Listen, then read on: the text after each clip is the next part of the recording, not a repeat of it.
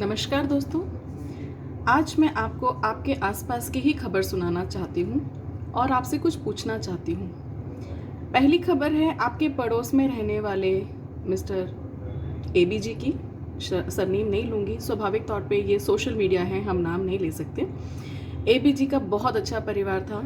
20 मार्च को उन्होंने अपने बेटे की शादी की, ये सोचकर कि ठीक है कम लोगों को बुलाएंगे, थोड़ा खर्चा कम होगा, बेटे बहू के लिए थोड़ा भविष्य में चीज़ें बचा कर रख सकते हैं। और अनफॉर्चुनेटली 15 लोग आए थे शादी में, सिर्फ 15 लोगों को बुलाया गया। 15 अप्रैल को उनकी लड़के की माँ की डेथ हुई, 20 अप्रैल को दूल्हे शांत हो गया और आज दुल्हन के पिता बहुत सीरियस हैं और इन सभी को सिम्टम्स शुरू हो चुके थे बिल्कुल शादी के 2 या 3 दिन के अंतर पे। उनका कहना था हम कहीं नहीं गए, पर क्या शादी ऐसे संभव है? नहीं ना।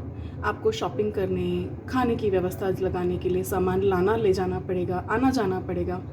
उन्होंने कुंडली मिलाई, इसके बाद कोई योग नहीं है, अगले साल तक कोई योग नहीं है। पिछले साल से शादी डिसाइडेड थी, कब तक बैठे रहेंगे बेचारे, लड़का लड़की वेट कर रहे हैं। आज क्या मिला?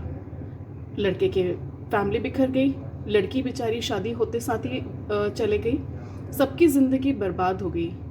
अब इसको हम क्या बोलेंगे? कोविड ने बर्बाद किया है? हाँ, कोविड ने बर्बाद किया, वो तो बेचारा अपने ऊपर सारे इल्ज़ाम लेने तैयार है। पर क्या हमने कौन सी समझदारी दिखाई? ये है मिस्टर एबी जी का परिवार। वहीं आपके पड़ोस वाले XYZ, उनके एक ही अपार्टमेंट के एक ही फ्लोर पर 3 फैमिलीज़ रहती हैं। उन्होंने XYZ की मैडम ने सोचा कि पति का बर्थडे है, सरप्राइज़ बर्थडे पार्टी दी जाए। तीनों परिवारों में बहुत घनिष्ठ था, आना जाना, और सिर्फ एक दूसरे के घर ही आ जा रहे थे। फ्रेंड्स की मदद से तीनों फैमिली फ्रेंड्स ने डिसाइड किया कि घर पे ही खाना बनाएंगे और सिर्फ केक बाज़ार से मंगवाएंगे। खाना घर पे बनाया पर राशन बाहर से आया, क्योंकि घर पे राशन नहीं उगता है ना। केक बाज़ार से आया। बर्थडे पार्टी रात को 2 बजे तक चली। अगले दिन सुबह 11 बजे बर्थडे बॉय मतलब XYZ, मिस्टर XYZ को बुखार आया। आज दोनों पति पत्नी XYZ वेंटिलेटर पर हैं। एक पड़ोस के सज्जन वेंटिलेटर पर हैं, दूसरी पड़ोस की मैडम वेंटिलेटर पर है, और इन तीनों परिवारों के 6 बच्चे किसके भरोसे हैं ये उन्हें भी नहीं समझ आता। बर्थडे गिफ्ट में क्या दिया? कोविड। अब मुझे ये बताइए, इन सारी बातों में कोविड की गलती है, मैं मान रही हूँ, पर हम कितना कोरोना प्रूफ है? आज हम ये सोचते हैं मैं तो कहीं नहीं जाता हूँ यार, सिर्फ इवनिंग वॉक पर जाता हूँ, मैं तो कहीं भी नहीं जाती हूँ, सिर्फ पड़ोस वाली भाभी से बात कर लेती हूँ। क्या आपको पता है कोविड का सेकंड म्यूटेशन वायरस का लेवल क्या है? WHO की माने तो 14 फीट तक संक्रमण हो रहा है और शायद अब ये वायरस एयरबॉर्न हो चुका है। हम में से कोई भी कोरोना प्रूफ नहीं है।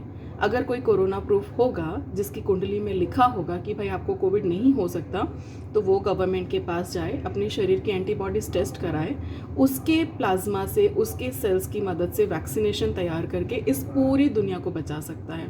पर अगर आपको नहीं पता या आपको ये कंफर्म नहीं है कि ऐसा कुछ सुपर पावर आपके पास है, तो प्लीज़ घर पे रहिए ना।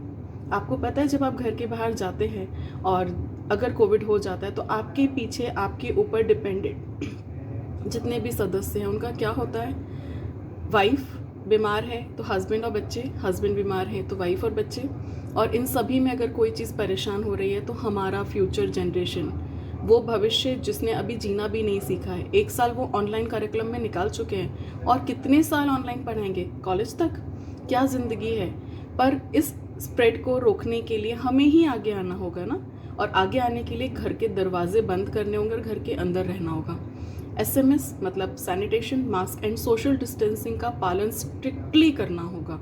और यकीन मानिए, अगर हमने कुछ दिन, सपोज 30 से 45 डेज़ का मैं मान के चलती हूँ, अगर हमने स्ट्रिक्टली 1 से 1.5 महीने सभी लोग घर में बैठ के स्ट्रिक्ट लॉकडाउन फॉलो किया, तो हम काफ़ी हद तक इस वायरसेस, बैक्टीरियाज को कवर कर सकते हैं। भारत एक बहुत बड़ा देश है, हमारी जनसंख्या बहुत विशाल है।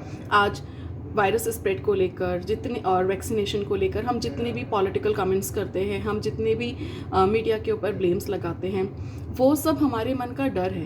एक्चुअल में इनमें बहुत कुछ सच्चाई है और कुछ झूठ भी है। स्वाभाविक तौर पे एक बात उड़ती है, हर एक्शन के साथ रिएक्शन होता है, पर हमें रिएक्शन पर फोकस नहीं करना है, क्योंकि इसका एक्शन खतरनाक है। इसका एक्शन आपकी और हमारी ज़िंदगी से जुड़ा हुआ है, जो बहुत हद तक हमें नुकसान कर रहा है। तो please I request you everyone, अगली बार जब आप घर के बाहर कदम रखें तो ये पहले अपने आप से पूछें कि आप कोरोना प्रूफ हैं, और अगर आज आपको कुछ हो जाता है तो आपके परिवार में आपके पीछे किसी को कोई दुख नहीं होगा ना। आपको पता है कि आपके जाने के बाद nobody is there to cry for you और गोना मिस यू। आपके फ्रेंड्स, आपका परिवार, आपके पेरेंट्स, सबके बारे में सोचिए। आईने में अपनी शक्ल देखिए और ये सोचिए कि आप इतने ज़्यादा अनलकी हैं कि आपको कोई प्यार नहीं करता, कि आप इतने अनलकी हैं कि कोई आपकी परवाह नहीं करता। और अगर आप खुद को इतना बेचारा मानते हैं तो सुसाइड करने के हिसाब से बाहर ज़रूर जाइए। ये बात उनके लिए नहीं है जो फ्रंट लाइनर्स हैं, जो फ्रंट लाइनर्स हैं, जो हमारी सेवा में लगे हुए हैं, डॉक्टर्स, सोशल वर्कर्स, जो किराने वाले हैं, ऑनलाइन सर्विसेज वाले हैं। इन लोगों को मजबूरी में बाहर जाना पड़ रहा, और इस हमारी मजबूरियों को पूरा करने के लिए ये बाहर आ रहे हैं। इन सभी को सैल्यूट है। इनमें से बहुत लोगों की डेथ हो रही है, बहुत लोग अपनी जान गंवा रहे हैं, पर इसका मतलब ये नहीं है कि हम इनकी तर्ज पर बाहर निकल जाएं। अगर आप बिना वजह बाहर जा रहे हैं तो प्लीज़ दरवाजे के बगल में एक आईना रखें, आईना देखें, खुद से पूछें कितना ज़रूरी है। और अगर 10 on 10 आंसर हो कि बिना बाहर जाए आप जिंदा नहीं रह सकते, तो फिर ज़रूर बाहर जाइए। Please stay safe, stay home. Thank you.